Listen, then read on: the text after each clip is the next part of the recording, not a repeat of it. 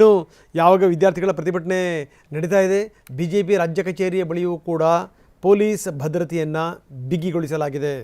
So ಇದು ಸಂಗತಿ. ಬೆಂಗಳೂರಿನ ಮಲ್ಲೇಶ್ವರಂನಲ್ಲಿರುವಂಥ ಆಫೀಸ್ ಇದ್ರ ಜೊತೆಗೆ ಅದ್ರ ಬಗ್ಗೆ ಮಾತಾಡೋಣ. ಅದಕ್ಕಿಂತ ಮೊದಲು ಏನಾದರೂ ರಾಜೀನಾಮೆ ಕೊಡಲಿಲ್ಲ ಅಂತಂತಂದರೆ ಮುಂದಿನ ಮಾತುಕತೆ ಇಲ್ಲ.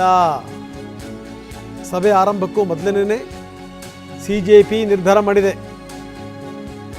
ನಾವು ಧರ್ಮೇಂದ್ರ ಪ್ರಧಾನ್ ವಿಚಾರಕ್ಕೆ ಸಂಬಂಧಪಟ್ಟಂಗೆ ನಾವು ರಾಜಿ ಆಗಲ್ಲ. ರಾಜೀನಾಮೆಗೆ ಒಪ್ಪಲಿಲ್ಲ ಅಂತಂತಂದರೆ ಮಾತುಕತೆಗೆ ಅರ್ಥ ಇಲ್ಲ. ಹೀಗಾಗೇನು ಅಂದರೆ ರಾಜೀನಾಮೆ ಕೊಡಲೇಬೇಕು.